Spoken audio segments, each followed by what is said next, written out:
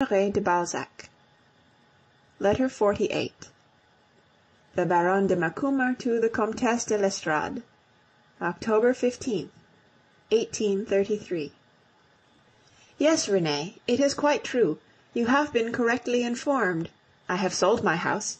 I have sold Chantepleurs and the farms in Seine-et-Marne, but no more, please. I am neither mad nor ruined, I assure you. Let us go into the matter. When everything was wound up, there remained to me of my poor Macumer's fortune about 1,200,000 francs. I will account, as to a practical sister, for every penny of this.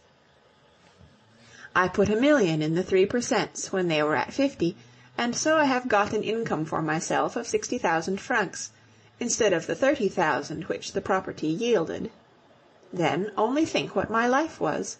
6 months of the year in the country, renewing leases, listening to the grumbles of the farmers, who pay when it pleases them, and getting as bored as a sportsman in wet weather.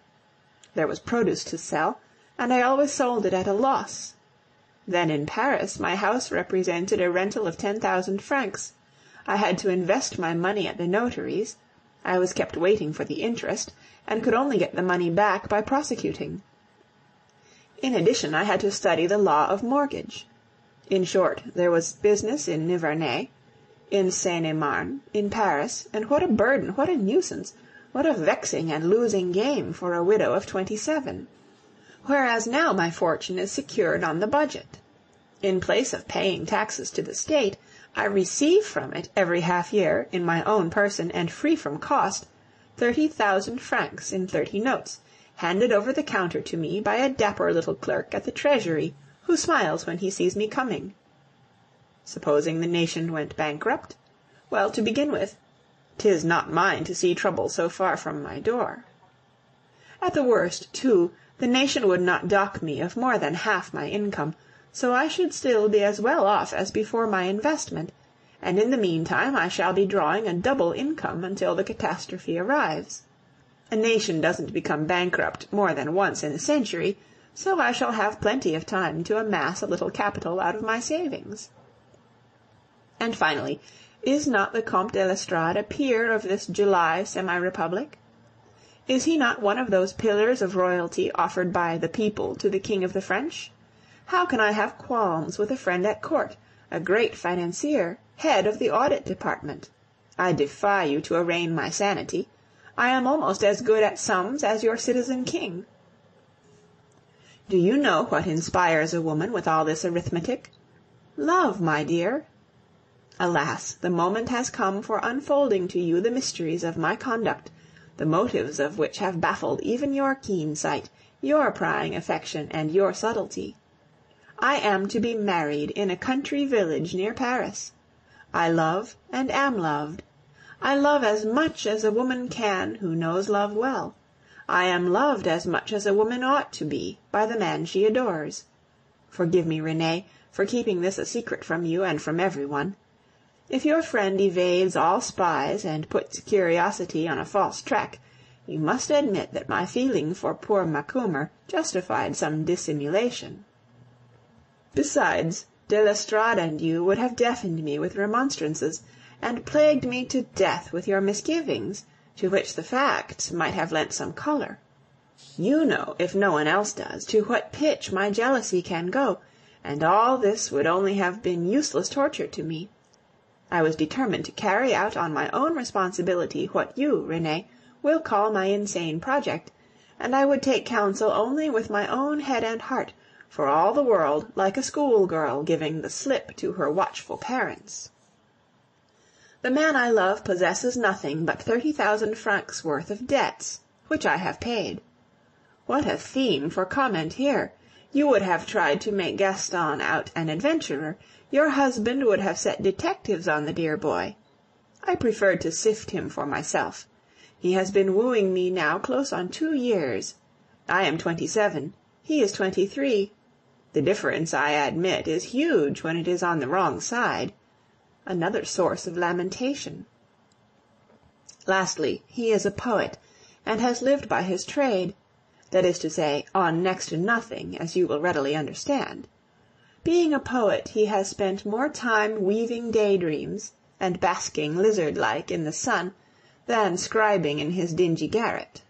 Now, practical people have a way of tarring with the same brush of inconstancy authors, artists, and in general all men who live by their brains. Their nimble and fertile wit lays them open to the charge of a like agility in matters of the heart. Spite of the debts, spite of the difference in age, spite of the poetry, an end is to be placed in a few days to a heroic resistance of more than 9 months, during which he has not been allowed even to kiss my hand, and so also ends the season of our sweet, pure love-making. This is not the mere surrender of a raw, ignorant, and curious girl, as it was 8 years ago. The gift is deliberate, and my lover awaits it with such loyal patience that, if I pleased, I could postpone the marriage for a year. There is no servility in this. Love-slave he may be, but the heart is not slavish. Never have I seen a man of nobler feeling, or one whose tenderness was more rich in fancy, whose love bore more the impress of his soul. Alas, my sweet one, the art of love is his by heritage. A few words will tell his story. My friend has no other name than Marie Gaston. He is the illegitimate son of the beautiful Lady Brandon, whose fame must have reached you, and who died broken-hearted, a victim to the vengeance of Lady Dudley, a ghastly story of which the dear boy knows nothing. Marie Gaston was placed by his brother Louis in a boarding-school at Tours, where he remained till 1827. Louis, after settling his brother at school, sailed a few days later for foreign parts to seek his fortune, to use the words of an old woman who had played the part of Providence to him. This brother-turned-sailor used to write him, at long intervals, letters quite fatherly in tone, and breathing a noble spirit, but a struggling life never allowed him to return home. His last letter told Marie that he had been appointed captain in the navy of some American republic, and exhorted him to hope for better days. Alas, since then 3 years have passed, and my poor poet has never heard again. So dearly did he love his brother that he would have started to look for him but for Daniel d'Arthez, the well-known author, who took a generous interest in Marie Gaston and prevented him carrying out his mad impulse. Nor was this all. Often would he give him a crust and a corner, as the poet puts it in his graphic words. For in truth the poor lad was in terrible straits. He was actually innocent enough to believe, incredible as it seems, that genius was the shortest road to fortune, and from 1828 to 1833 his one aim has been to make a name for himself in letters.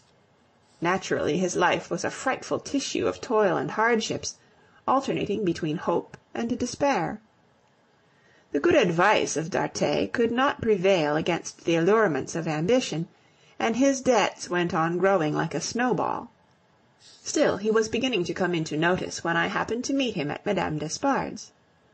At first sight he inspired me, unconsciously to himself, with the most vivid sympathy. How did it come about that this virgin heart has been left for me? The fact is that my poet combines genius and cleverness, passion and pride, and women are always afraid of greatness which has no weak side to it. How many victories were needed before Josephine could see the great Napoleon in the little Bonaparte whom she had married? Poor Gaston is innocent enough to think he knows the measure of my love.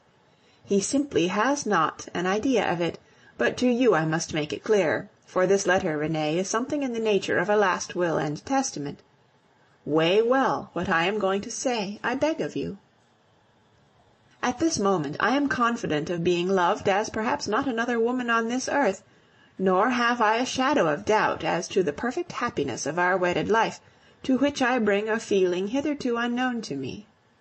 Yes, for the first time in my life I know the delight of being swayed by passion. That which every woman seeks in love will be mine in marriage. As poor Philippe once adored me, so do I now adore Gaston. I have lost control of myself. I tremble before this boy, as the Arab hero used to tremble before me. In a word, the balance of love is now on my side, and this makes me timid. I am full of the most absurd terrors. I am afraid of being deserted, afraid of becoming old and ugly while Gaston still retains his youth and beauty, afraid of coming short of his hopes. And yet I believe I have it in me. I believe I have sufficient devotion and ability, not only to keep alive the flame of his love in our solitary life, far from the world, but even to make it burn stronger and brighter. If I am mistaken, if this splendid idyll of love in hiding must come to an end, what am I saying? If I find Gaston's love less intense any day than it was the evening before, be sure of this, Renee, I should visit my failure only on myself, no blame should attach to him. I tell you now it would mean my death.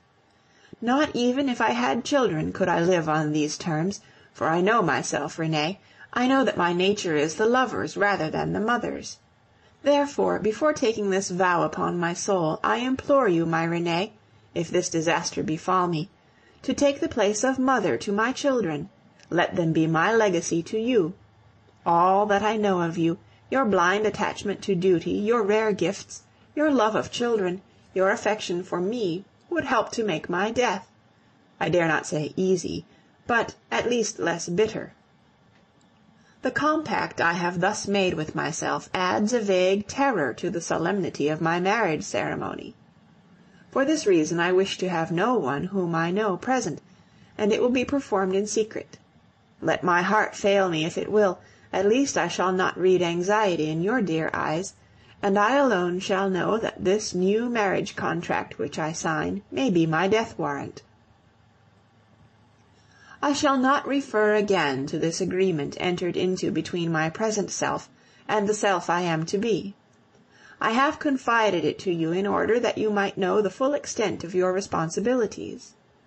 In marrying, I retain full control of my property, and Gaston, while aware that I have enough to secure a comfortable life for both of us, is ignorant of its amount. Within 24 hours I shall dispose of it as I please, and in order to save him from a humiliating position, I shall have stock, bringing in 12,000 francs a year, assigned to him.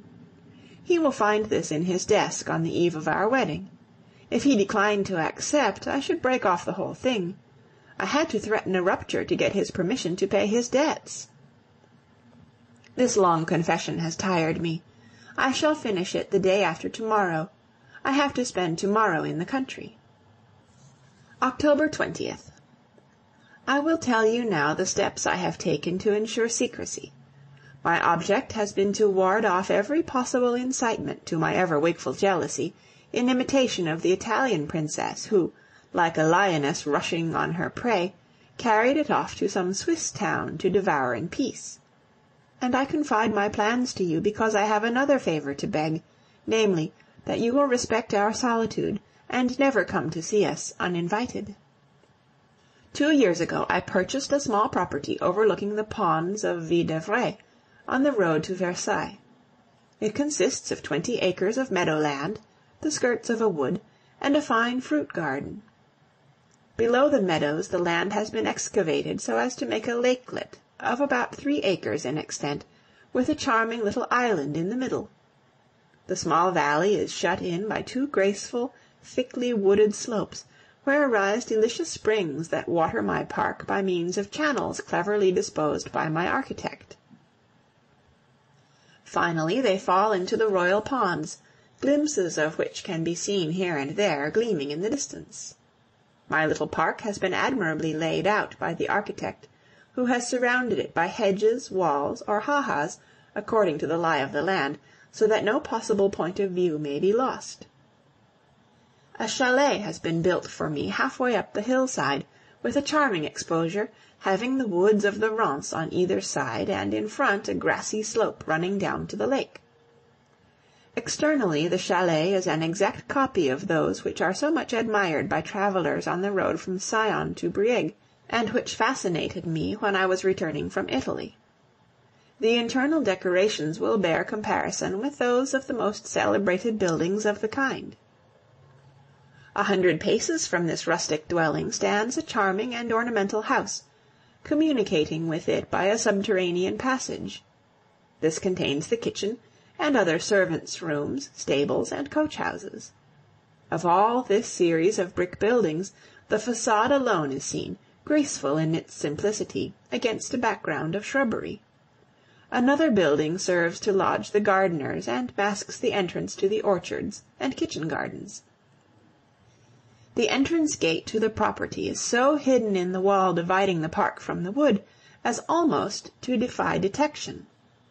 The plantations, already well grown, will, in 2 or 3 years, completely hide the buildings, so that, except in winter, when the trees are bare, no trace of habitation will appear to the outside world, save only the smoke visible from the neighboring hills. The surroundings of my chalet have been modelled on what is called the King's Garden at Versailles, but it has an outlook on my lakelet and island. The hills on every side display their abundant foliage, those splendid trees for which your new civil list has so well cared. My gardeners have orders to cultivate new sweet-scented flowers to any extent, and no others, so that our home will be a fragrant emerald. The chalet, adorned with a wild vine which covers the roof, is literally embedded in climbing plants of all kinds, hops, clematis, jasmine, azalea, copaea. It will be a sharp eye which can descry our windows. The chalet, my dear, is a good solid house, with its heating system and all the conveniences of modern architecture, which can raise a palace in the compass of 100 square feet. It contains a suite of rooms for Gaston and another for me. The ground floor is occupied by an ante-room, a parlour, and a dining-room. Above our floor again are 3 rooms destined for the nurseries. I have 5 first-rate horses, a small light coupe, and a 2-horse cabriolet. We are only 40 minutes' drive from Paris, so that when the spirit moves us to hear an opera or see a new play, we can start after dinner, and return the same night to our bower. The road is a good one, and passes under the shade of our green dividing wall. My servants, cook, coachman, groom, and gardeners, in addition to my maid, are all very respectable people, whom I have spent the last 6 months in picking up, and they will be superintended by my old Philippe. Although confident of their loyalty and good faith, I have not neglected to cultivate self-interest. Their wages are small, but will receive an annual addition in the shape of a New Year's Day present. They are all aware that the slightest fault, or a mere suspicion of gossiping, might lose them a capital place.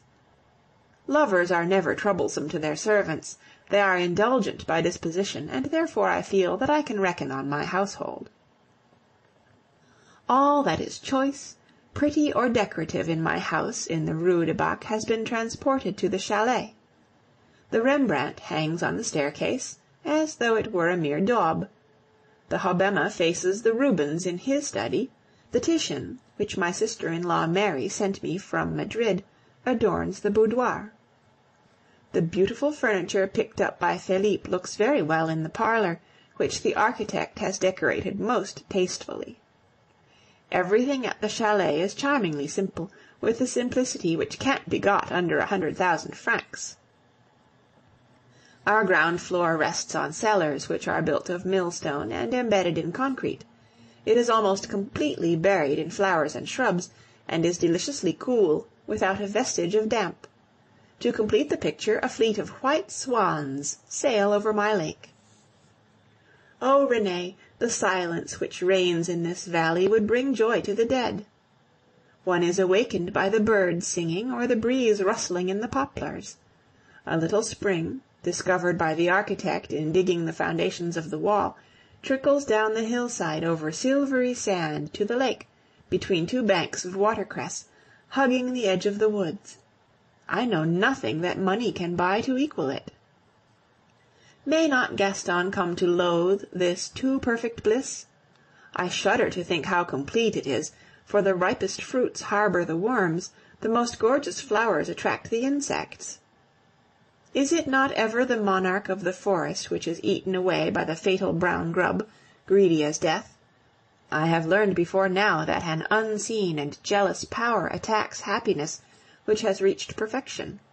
Besides, this is the moral of all your preaching, and you have proved a prophet.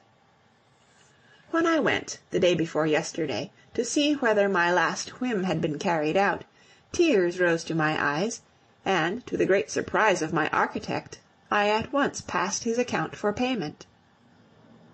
"But, madame," he exclaimed, "your man of business will refuse to pay this. It is a matter of 300,000 francs.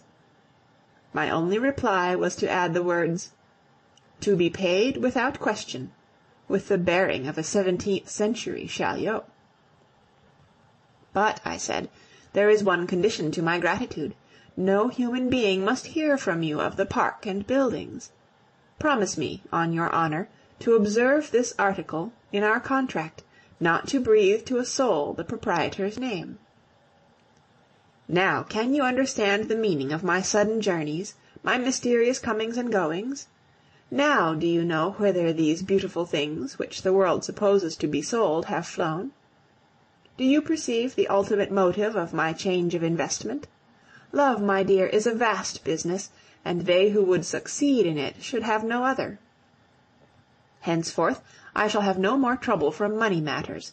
I have taken all the thorns out of my life, and done my housekeeping work once for all with a vengeance, so as never to be troubled with it again, except during the daily 10 minutes which I shall devote to my old major domo Philippe. I have made a study of life and its sharp curves. There came a day when death also gave me harsh lessons. Now I want to turn all this to account. My one occupation will be to please him and love him, to brighten with variety what to common mortals is monotonously dull. Gaston is still in complete ignorance. At my request he has, like myself, taken up his quarters at Ville-d'Avray. Tomorrow we start for the chalet. Our life there will cost but little, but if I told you the sum I am setting aside for my toilette, you would exclaim at my madness, and with reason. I intend to take as much trouble to make myself beautiful for him every day as other women do for society. My dress in the country, year in, year out, will cost 24,000 francs, and the larger portion of this will not go in day costumes. As for him, he can wear a blouse if he pleases. Don't suppose that I am going to turn our life into an amorous duel and wear myself out in devices for feeding passion. All that I want is to have a conscience free from reproach. 13 years still lie before me as a pretty woman, and I am determined to be loved on the last day of the 13th even more fondly than on the morrow of our mysterious nuptials. This time no cutting words shall mar my lowly, grateful content. I will take the part of servant, since that of mistress throve so ill with me before. Ah, Renee, if Gaston has sounded, as I have, the heights and depths of love, my happiness is assured. Nature at the chalet wears her fairest face. The woods are charming. Each step opens up to you some fresh vista of cool greenery, which delights the soul by the sweet thoughts it wakens. They breathe of love. If only this be not the gorgeous theatre dressed by my hand for my own martyrdom. In 2 days from now I shall be Madame Gaston. My God, is it fitting a Christian so to love mortal man? Well, at least you have the law with you, was the comment of my man of business, who is to be one of my witnesses, and who exclaimed on discovering why my property was to be realized, "I am losing a client." And you, my sweetheart, whom I dare no longer call my loved one, may you not cry, "I am losing a sister"? My sweet, address when you write in future to Madame Gaston, Poste Restante, Versailles. We shall send there every day for letters. I don't want to be known to the country people, and we shall get our provisions from Paris. In this way I hope we may guard the secret of our lives. Nobody has been seen in the place during the years spent in preparing our retreat, and the purchase was made in the troubled period which followed the Revolution of July. The only person who has shown himself here is the architect. He alone is known, and he will not return. Farewell. As I write this word, I know not whether my heart is fuller of grief or joy. That proves, does it not, that the pain of losing you equals my love for Gaston? End of letter 48. Read on August 30th, 2007, in Oceanside, California.